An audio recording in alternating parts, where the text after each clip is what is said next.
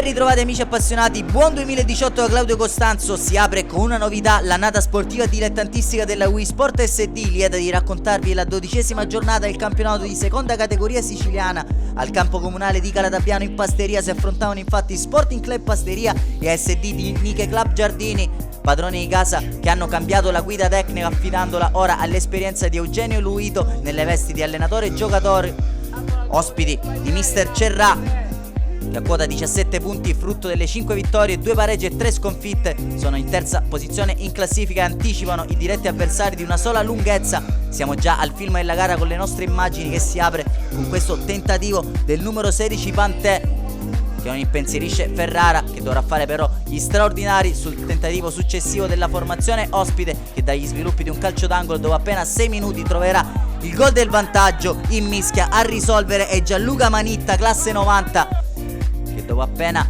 6 minuti porta in vantaggio la formazione di Mister Cerrà. Risolve questa mischia furibonda in area per il vantaggio della Nike Club Giardini. Parte in salita invece la strada per i ragazzi di Mister Luito, che provano a reagire, ma sempre dagli sviluppi di un calcio piazzato troveranno il doppio svantaggio. Questa volta a risolvere la mischia in area è Alessandro Monforte, il numero 10 della formazione ospite. Fredda per la seconda volta Ferrara. Siamo già 0-2 al comunale di Pasteria, con lo Sporting Club Pasteria che dovrà sicuramente cambiare qualcosa nei propri piani tattici per cercare di impensierire all'altro lato Paolo Di Pietro. Ci riuscirà con questa splendida semisforbiciata proprio Eugenio Luvito. Perde il pelo ma non il vizio, e il lupo che ritrova la via del gol all'esordio con la maglia dello Sporting Club Pasteria.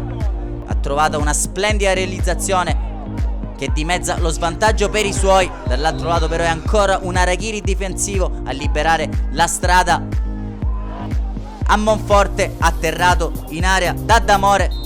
Alla battuta della massima punizione andrà Giuseppe Pantè, che spiazza Ferrara per il 3-1 della Nike Club Giardini.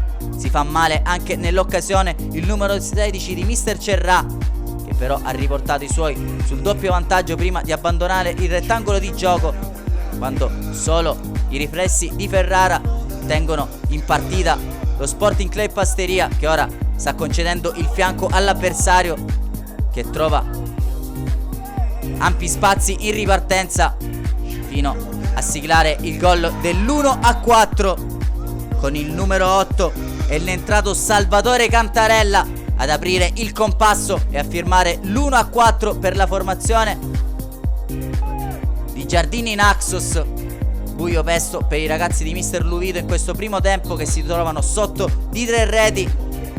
Vanno a riposo col duplice fischio del signor Maugeri 10 reale, quando possiamo passare invece a raccontarvi quanto accaduto nella ripresa. 2 sostituzioni per lo Sporting Club Pasteria, una delle quali è vincente, e infatti proprio il neoentrato D'Antonio a trovare questa splendida rete proprio dallo spigolo dell'area di rigore. Lascia partire un destro prorompente sul quale nulla può Paolo Di Pietro per il gol del 2-4, che forse riaccende le speranze per i suoi in questo secondo tempo. Dall'altro lato si fa notare per questa bella parabola Alessandro Monforte da calcio piazzato, ma è attento Ferrara.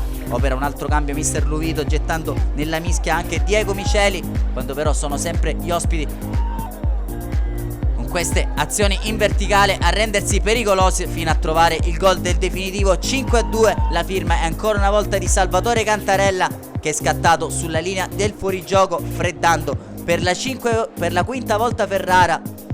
Piove sul bagnato, infatti si fa male anche Omar Fati, autore di un'ottima prestazione per i suoi fin qui. A rimpiazzarlo è Villino, quando però avrà una serie di occasioni la formazione locale. Qui viene sprecata proprio dal neoentrato numero 18.